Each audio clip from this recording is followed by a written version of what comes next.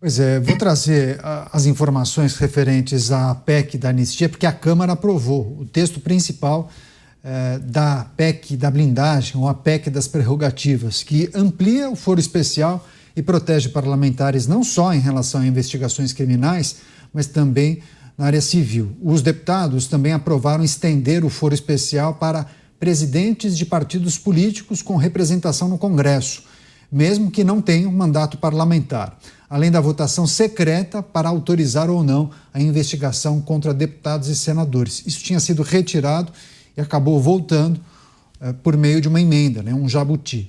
Os deputados argumentam que a medida busca fortalecer o parlamento e impedir o legislativo de qualquer tipo de investida ou ameaça do STF. Essa é a justificativa que muitos deram. Isso daria, inclusive, mais tranquilidade e liberdade para o parlamentar, para o congressista exercer o seu trabalho e, assim, se blindar de retaliações de cortes judiciais. Deixa eu passar para o Cristiano Beraldo, porque tem uma apuração, viu, Beraldo, que tem a ver com a PEC da blindagem, mas que a gente consegue conectar com a discussão anterior. Uma apuração do Felipe Gustavo, o nosso coordenador, conversou com algumas lideranças partidárias em Brasília.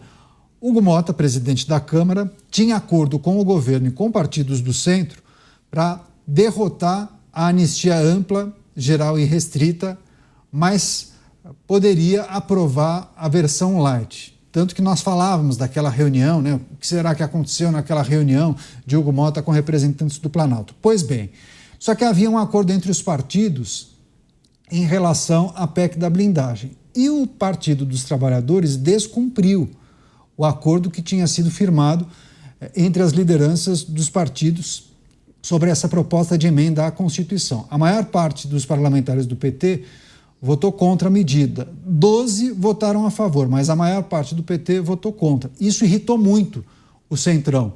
E agora há uma leitura de que o Centrão passe para o outro lado e comece a defender a anistia, talvez a ampla, geral e restrita, que ressurgiria das cinzas, entendeu?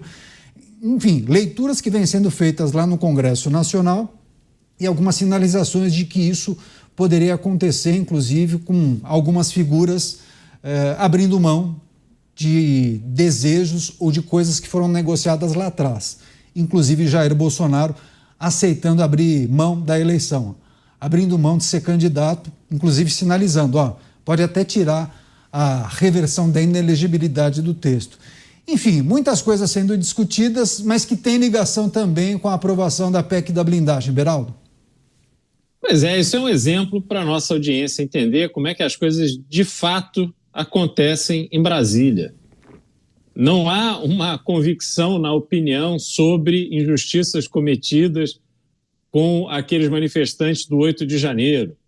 Não há uma convicção sobre a decisão tomada pelo Supremo Tribunal Federal em relação a Jair Bolsonaro. Isso tudo é usado como uma moeda de troca para atender os próprios interesses dos deputados e senadores. E o interesse maior, mais importante para eles, é justamente a blindagem para que eles possam, especialmente, gastar dinheiro de emenda parlamentar do jeito que eles bem entenderem, sem serem incomodados. Quando eles fazem isso, eles enfraquecem ainda mais o voto de opinião, que é o que o Brasil precisa. O Brasil sofre eleição após eleição justamente pelo fato das pessoas votarem ou com desânimo, algumas, uma boa parte, mas, sobretudo, um número crescente de pessoas que voltaram a votar com base na compra de votos, no controle de currais eleitorais por determinados coronéis que se fantasiam de políticos em regiões do Brasil. E isso tudo é muito danoso à democracia. Isso sim é danoso para a democracia. Boa parte dos parlamentares não entende como é que funciona a rede social, tem medo das críticas que recebem em rede social, acham que rede social é um fardo, é um negócio chato, que incomoda, que dá visibilidade para coisas que eles não têm nenhuma vontade de tratar. Portanto, se eles têm essa PEC da blindagem, o jogo fica muito mais favorável a eles e muito menos favorável àqueles candidatos que dependem desse voto de opinião. E isso especialmente atinge os eleitores de Jair Bolsonaro e dos candidatos apoiados por ele. Então, Candiato, é tudo um jogo de interesse próprio. E nessa matemática a gente precisa levar em conta também uma coisa curiosa, porque Jair Bolsonaro é uma força política. O Mota destacou aqui com muita propriedade, de fato, é inegável, goste ou não goste, Jair Bolsonaro é uma força política. Inúmeros parlamentares, governadores, senadores, deputados federais, estaduais, foram eleitos única e exclusivamente porque receberam apoio de Jair Bolsonaro. Nós precisamos observar até o fenômeno do Rio de Janeiro, estado do Mota. O atual governador do estado do Rio era um assessor de um vereador. Aceitou ser candidato a vice na chapa de um candidato improvável, que todos davam como certo a derrota, que era o Wilson Witzel, um juiz federal do Espírito Santo que resolveu se candidatar a governador com discurso de combate ao crime.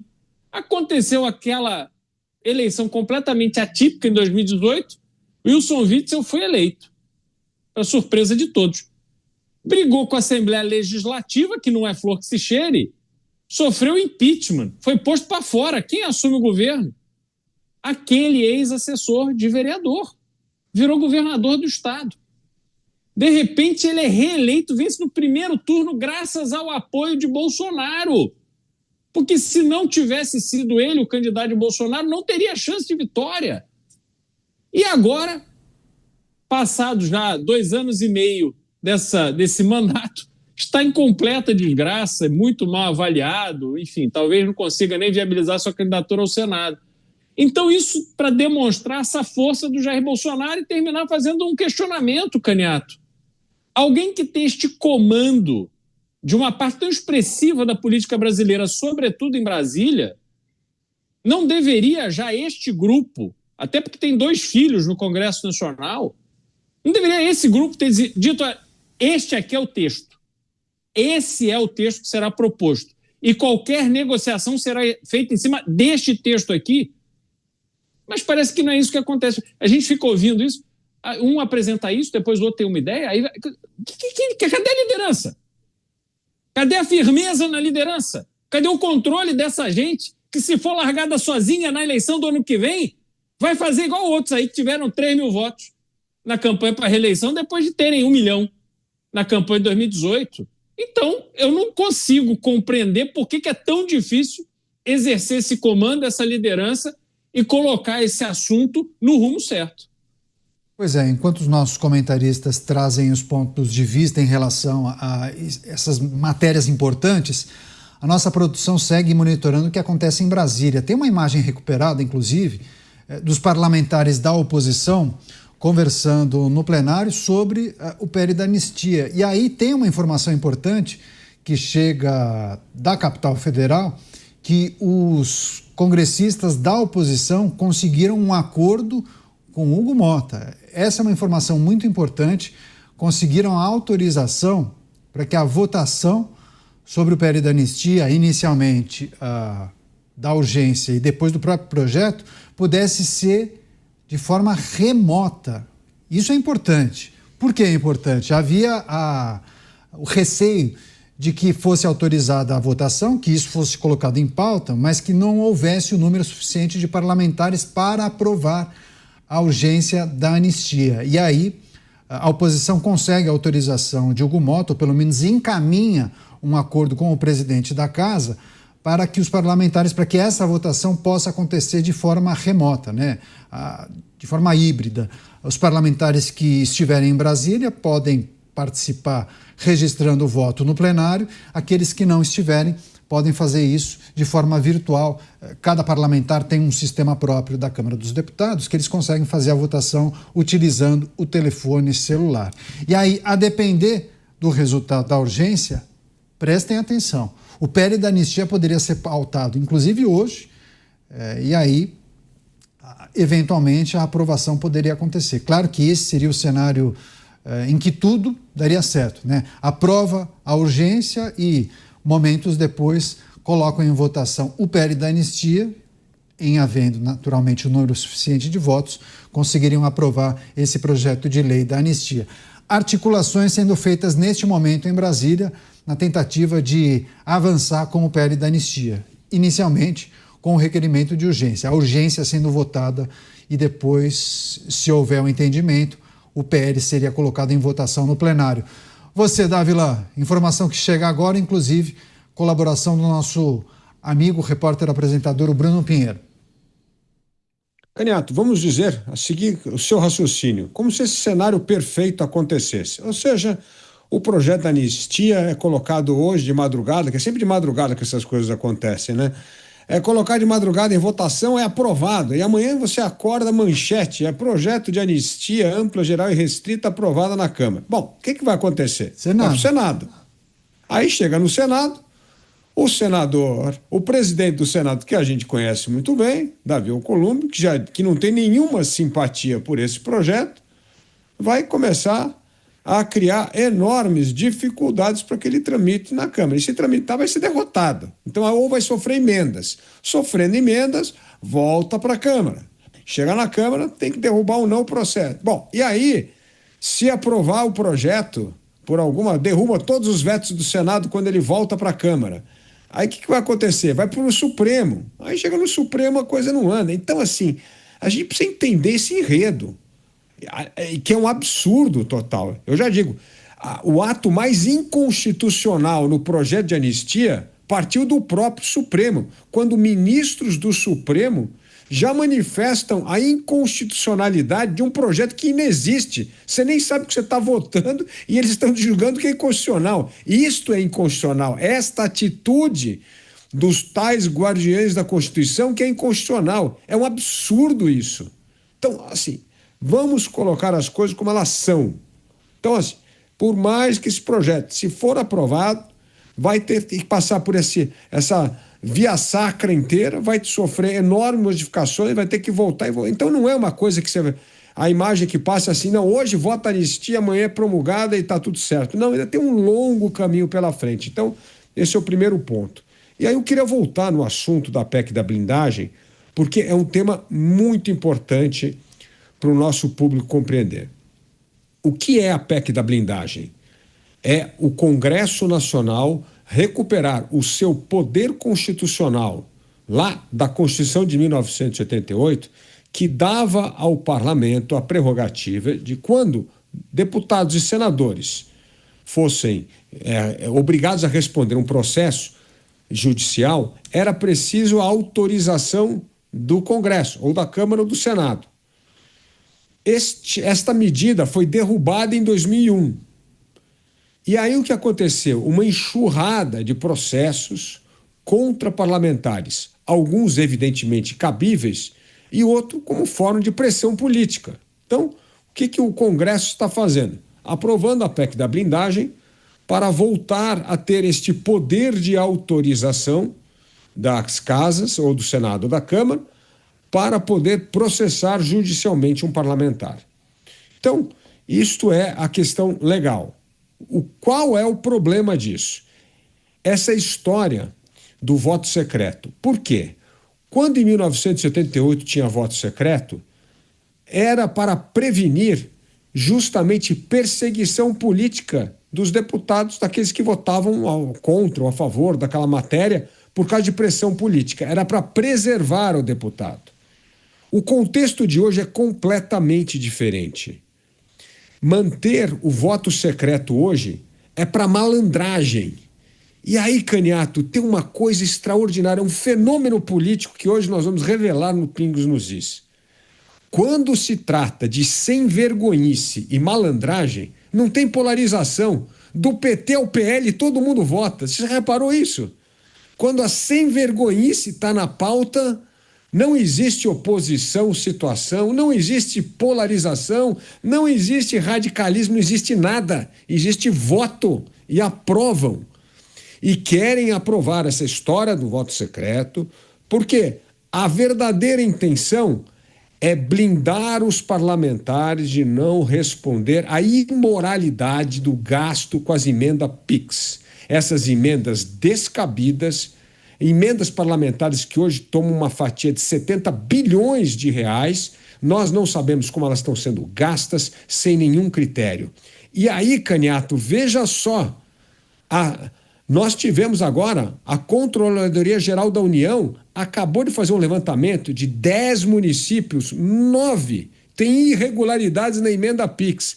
Este é o problema, para manter tudo no escurinho secreto, para proteger dinheiro dos nossos impostos sendo gastos com a única finalidade político-eleitoreira. É uma vergonha. E ontem, um destaque do deputado do Novo Gilson para acabar com essa história do voto secreto foi aprovado. Mas aí o que aconteceu? 1h da manhã, na sessão coruja, já tiraram esse negócio e aprovaram o voto secreto. É uma vergonha, o que mostra que quando a sem vergonhice está em jogo, não existe oposição ou situação. Não existe polarização, existe união em torno da safadeza.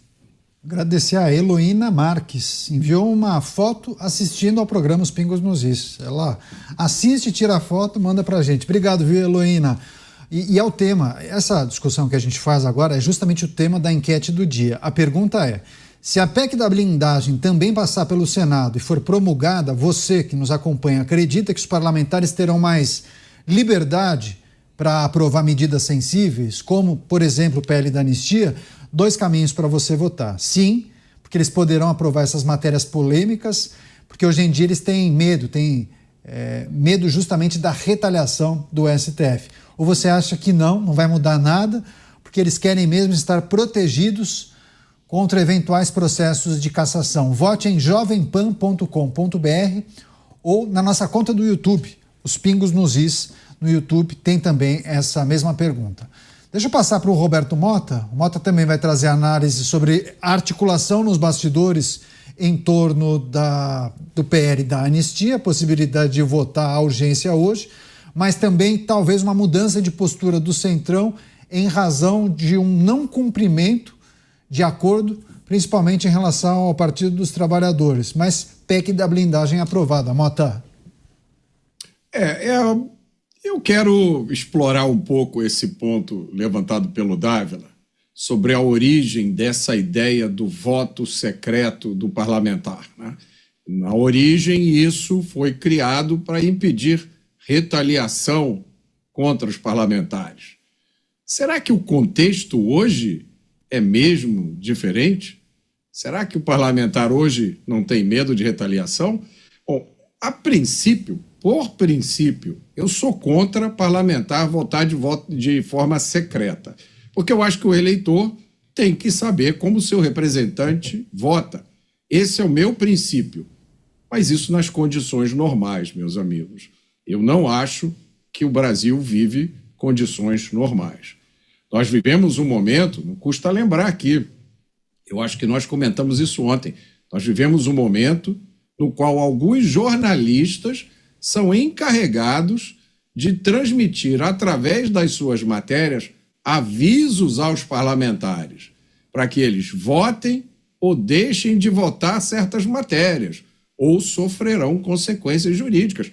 Isso está em colunas de jornais com maior naturalidade, se escreve isso. No regime militar, eu acho que foi lá que surgiu essa ideia do voto secreto de parlamentares. No regime militar, esse voto secreto era justificado pelo temor de uma retaliação vinda do executivo. Eu acho que muita gente diria que a situação hoje é exatamente a mesma, só mudou a origem da retaliação.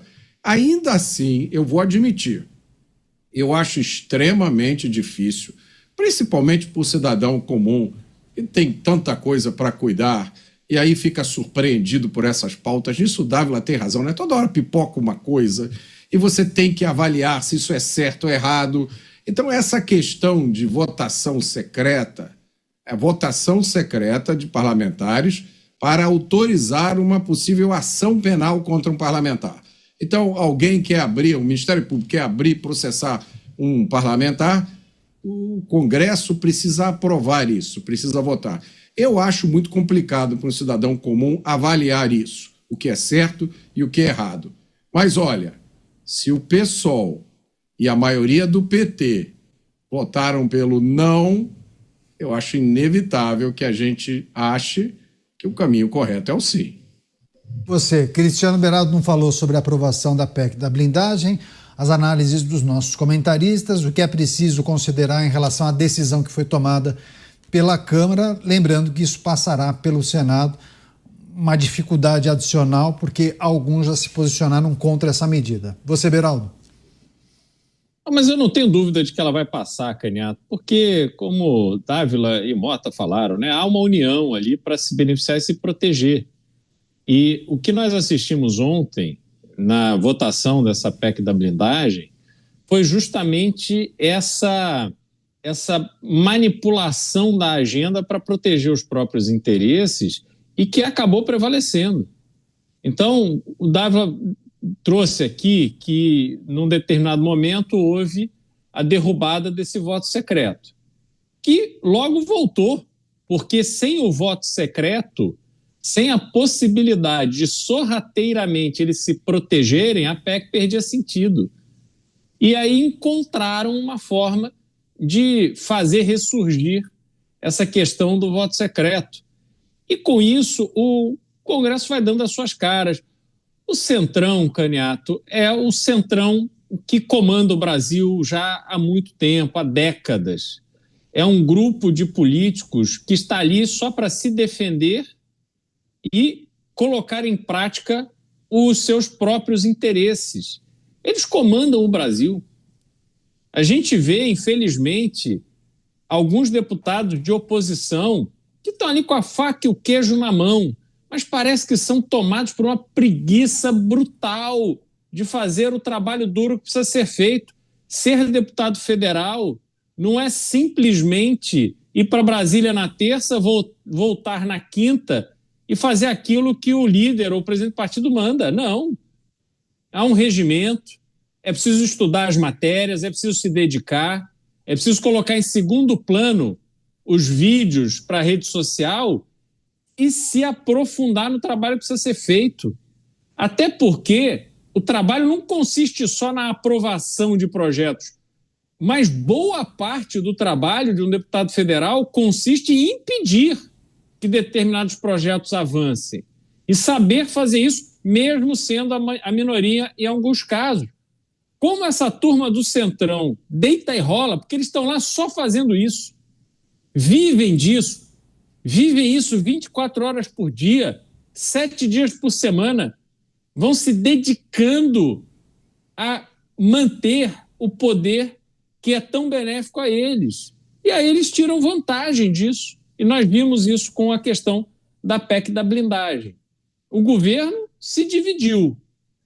O governo foi com um discurso contra, até porque há o interesse do presidente da República de impedir que o presidente do União Brasil, aliás, agora presidente da Federação, Antônio Rueda, seja beneficiado com esse tipo de artimanha.